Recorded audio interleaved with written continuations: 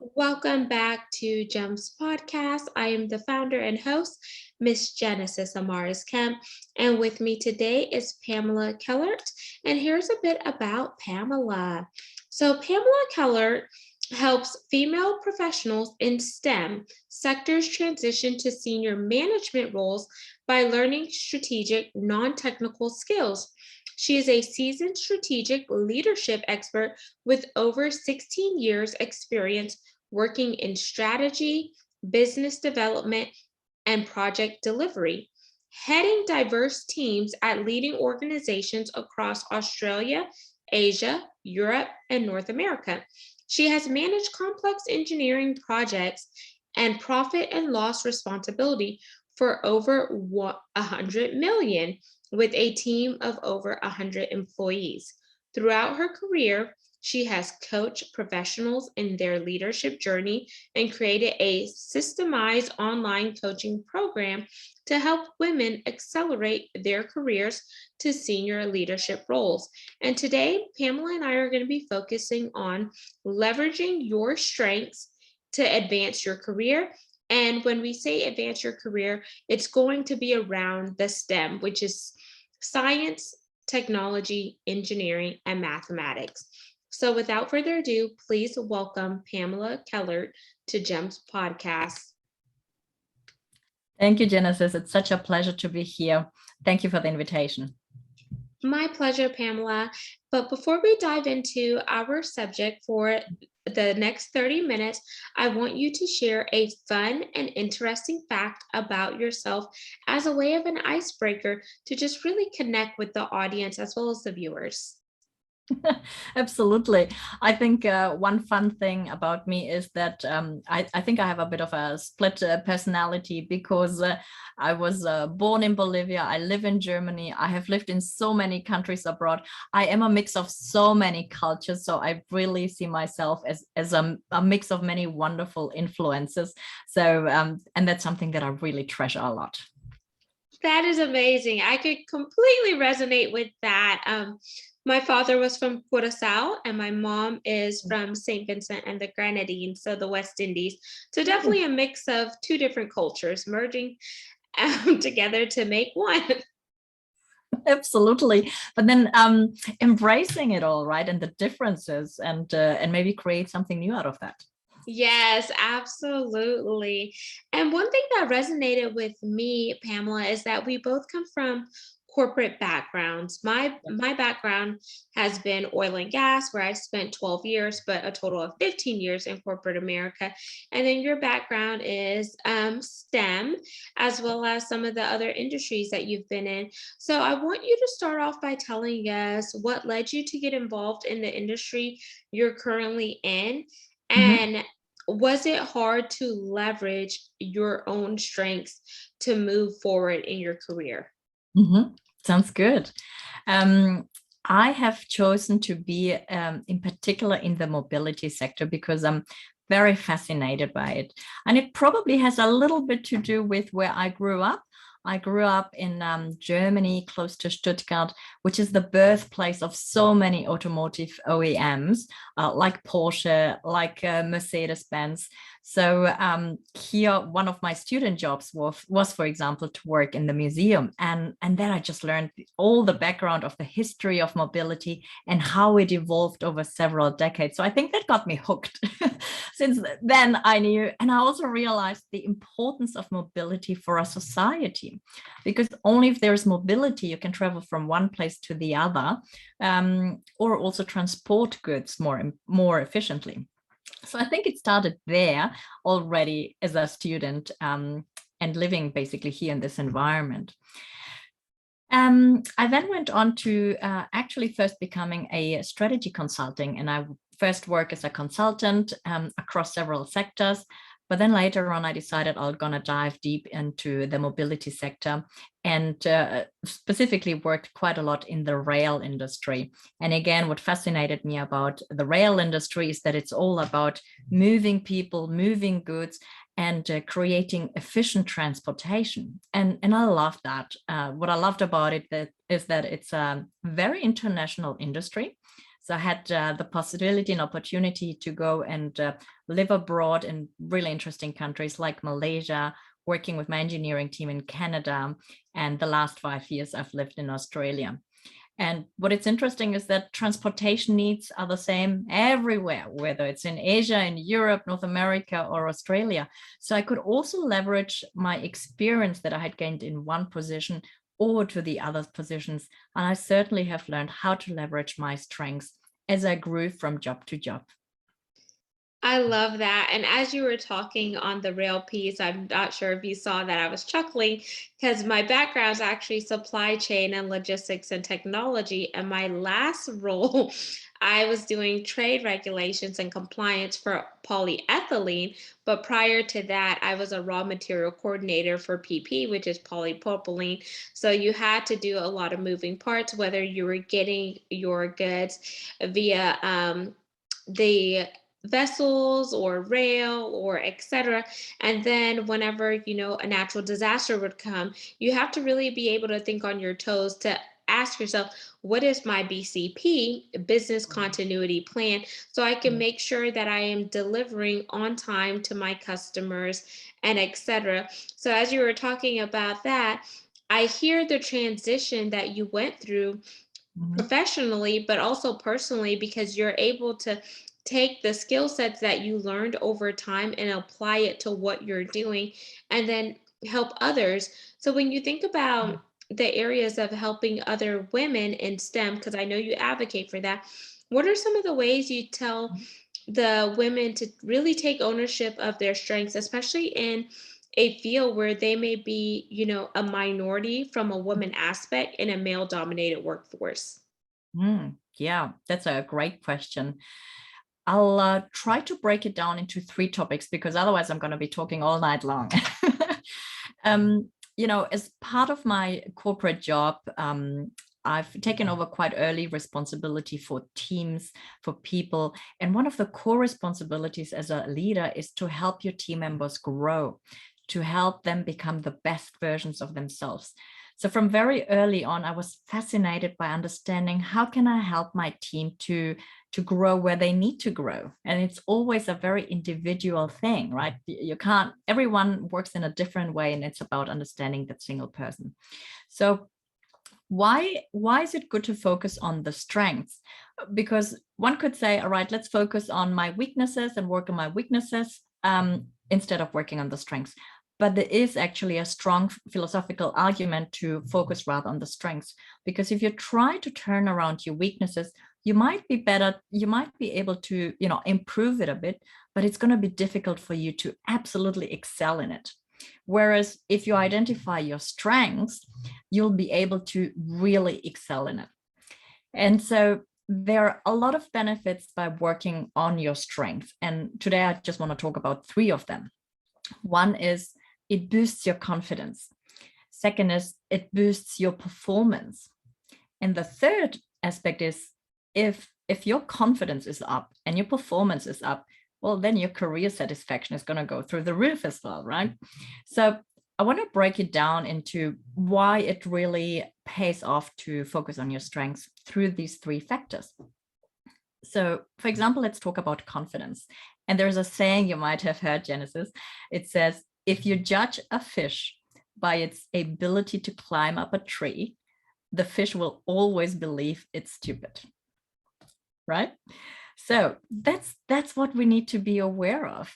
If I'm a fish and I'm trying to climb up a tree, I might be able to climb an inch or 2, and with kind support from mentors, I might be able to climb a little more, but I'm never going to be able to climb like a monkey, right? So it's all about self-awareness, about truly understanding where are my strengths, where do I belong with my strengths, and so that I can really get that confidence that that's what I can build on. So that's the confidence aspect. And the second aspect would be then, I connect with that, how I've managed that through my career. One of my strengths is learning. I'm a lifelong learner and I keep learning all the time.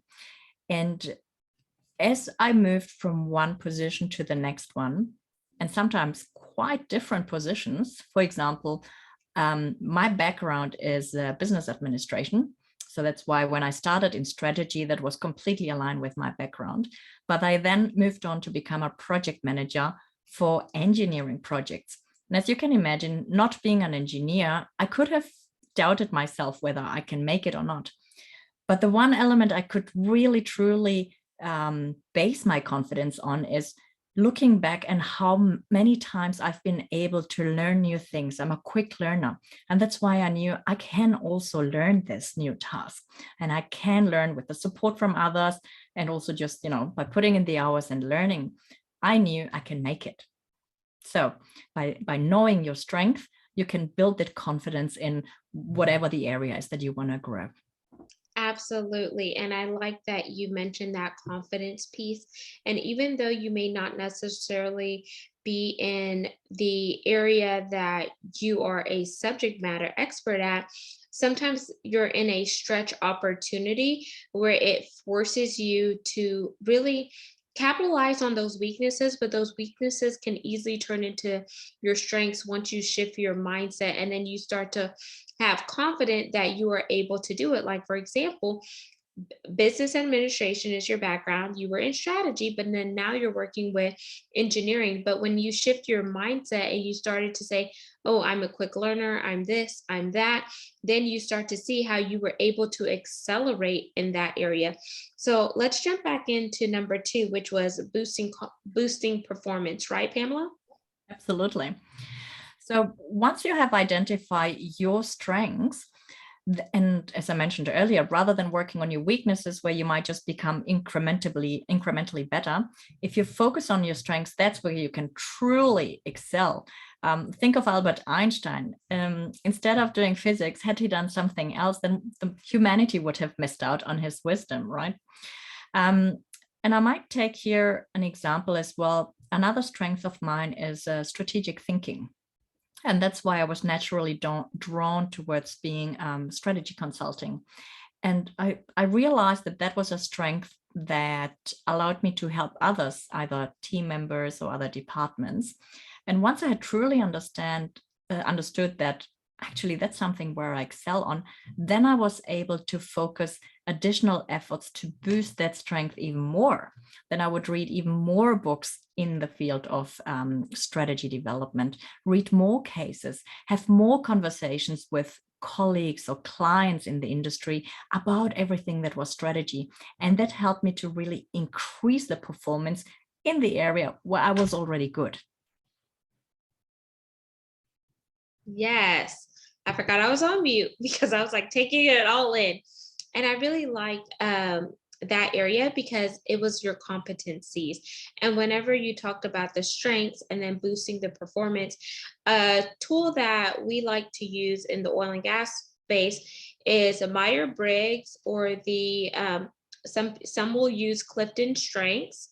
Some have even used equilibrium where you're able to see your color dominance and stuff. And once you understand your strengths, like personally, but then also your strengths professionally and how you begin to work with your colleagues, I think overall that boosts your performance because then it's no longer you, but how are you assimilating with the team to boost everyone's performance and help each other? So does that resonate with you, Pamela? And has that been something that you've tried with your employees? 100%. I have used Clifton Strengths a lot. And I think the one thing also that really convinced me that it's a really great tool is I had done that test for myself about 15 years ago and got the results of what are my top 5 strengths.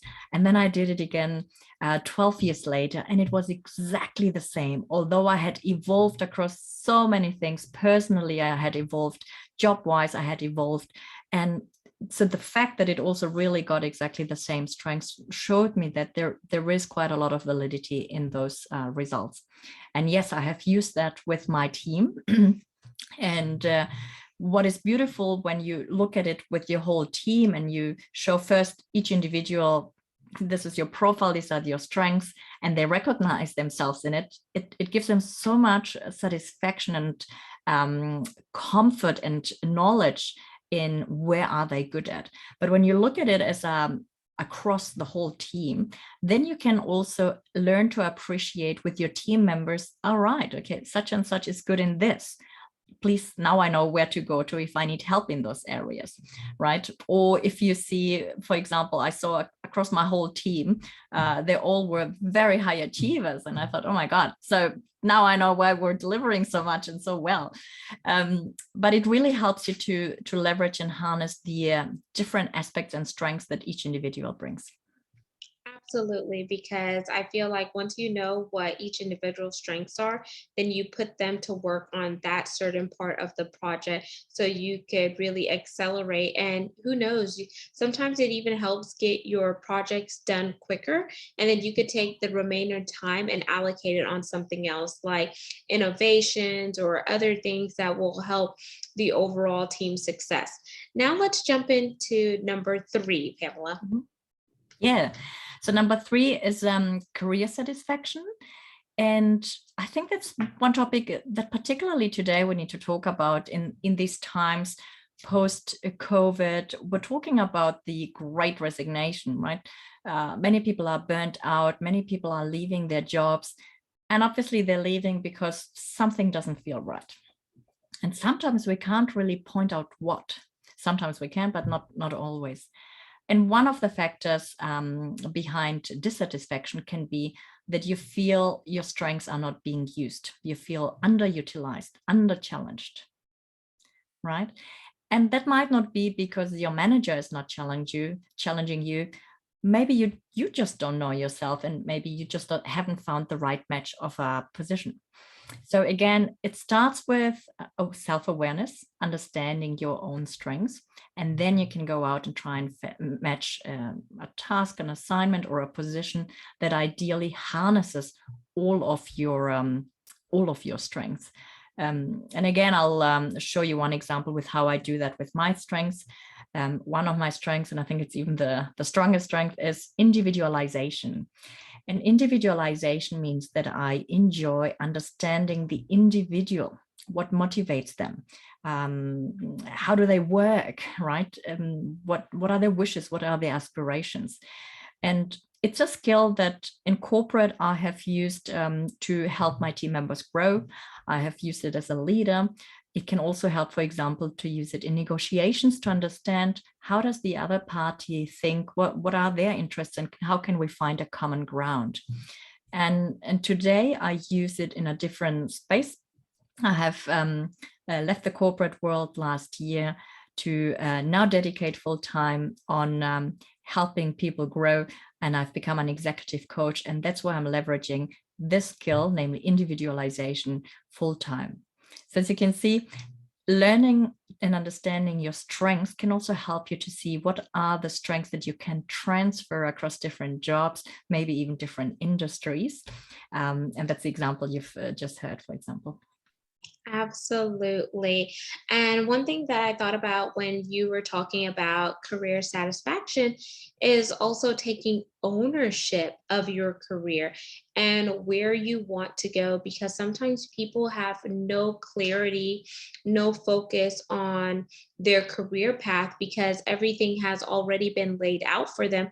Depending if you're working in an environment where job postings aren't done internally, where your manager decides where your next career is. But if you never have those fluid conversations with your manager or the people who are in charge of stewarding your career, then you're not really going to have that satisfaction.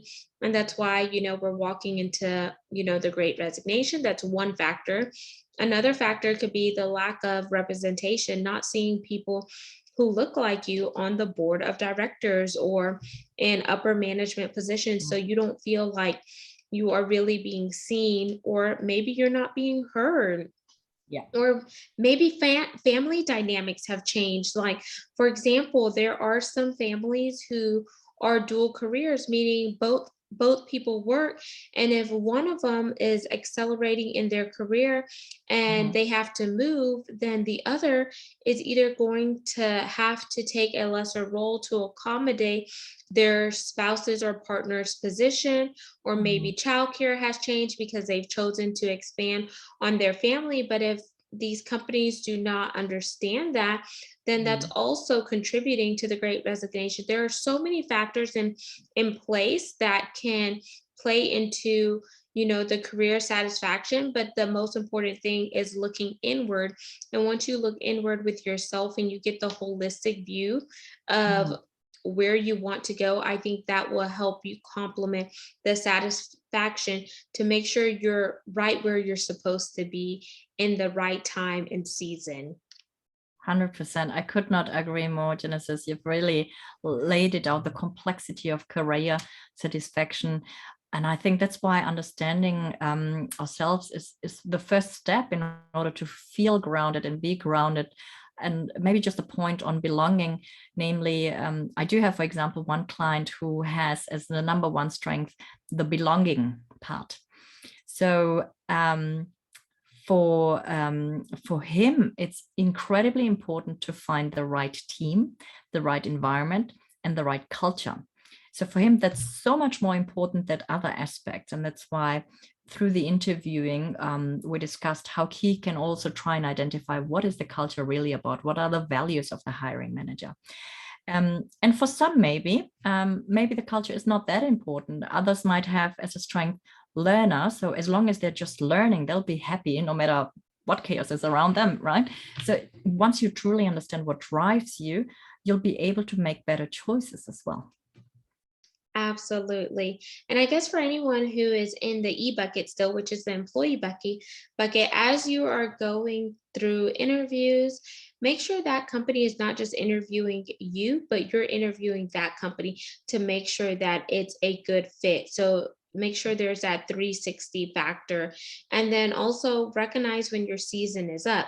So whether you're an employee, but you have a brilliant idea that you want to build on the side, you could still be an employee but build your own business on the side up until you get ready to transition and transform into your own business. But definitely be smart about it and make sure you have all your ducks in a row before you just jump ship. And I always like to tell people these are suggestions that we're giving based on what Pamela and I have experienced in our, professional setting that has worked for us. And we just want to make sure that we're helping you along the way by giving you something that's inspiring, motivating, or educating you to really tap into L&D, learning and development, tap into that personal growth and personal awareness, and tap into, what do your strengths look like? Because if you never understand your strengths, then how do you know what to capitalize on? How do you know what is transferable or not? Yeah, It comes from absolutely. self-discovery. It comes from self-discovery. So you can have that conversation, for example, with your family and good friends and ask them, what do you think is a strength of mine? And you'd be surprised because they might see things that you're not aware of. And I think that's actually one point worthwhile mentioning. Our strengths, they come so naturally easy to us that we sometimes are not aware of them because it's easy for us, right? And so we think it's easy for everyone. Why would that be a strength for me? But it's actually those things where we might be really excellent. And so have a conversation with family and friends. They know you well. And then you can have a very honest conversation with them. But if you also want to go dive deeper, we've talked about Clifton Strengths. That's a really good one to do and a test. And yeah, if you need help with that, let me know. Because what is interesting with that is, for example, when I did that test myself, is it gave me vocabulary to describe my strengths that I wouldn't have thought of before. For example, the strength of individualization. I wouldn't even have thought that it's a strength, right?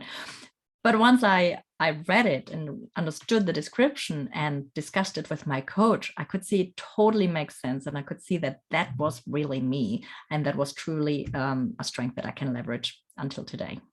Yes, I love that. And then you could build that into your portfolio whenever they ask, what are your top five characteristics? You can list that there. So I'm going to give you all some homework, listeners and viewers. I want you to survey 10 people that are trusted sources, whether they're your family members, your friends, mentors, or maybe some of your colleagues that you truly confide in, and ask them to give you 5 words to describe yourself. And once you get the 5 words back from all 10 people, start to circle the words that you see over time to build out what your 5 top characteristics are. And then once you're done with that, go do the Clifton Strengths. And Pamela, as we wind down, I want you to leave the listeners and viewers with your call to action for this Mhm. segment. Sure. If you really would like to go into the details of understanding your strengths, feel free to get in touch. You can contact me either on my website, womenleadinginstem.com, or on LinkedIn, search for my name, Pamela Kellert, and then I'd be happy to conduct that with you so that you can identify your strengths and discuss how you can use them in your job. And there you have it, listeners and viewers of GEMS Podcast. Once again, I am the founder and host, Miss Genesis Amaris Kemp, and my special guest today was Pamela Kellert. All of her contact information will be in the show notes for you to connect with her. Make sure you save, subscribe, and share this segment. We can be found on 40 plus platforms. Also, follow us on YouTube for all things video content at Gems with Genesis Amaris Kemp. And lastly, but not least, leave a review. Let me know what you like, what you don't like, any questions you have for Pamela, or any suggestions. Why? Because feedback is a gift and we could all learn and grow from one another. And if you're interested in being a brand sponsor or ambassador for GEMS Podcast, where the mission is to educate, inspire, and motivate while connecting the dots between diversity, equity, inclusion, and belonging, go to genesisamariscamp.net to find out more information. Until next time, peace, love, and lots of blessings. Remember, be an asset, not a liability, because the world needs you to be your authentic self. Capitalize on your strengths versus focusing on your weaknesses.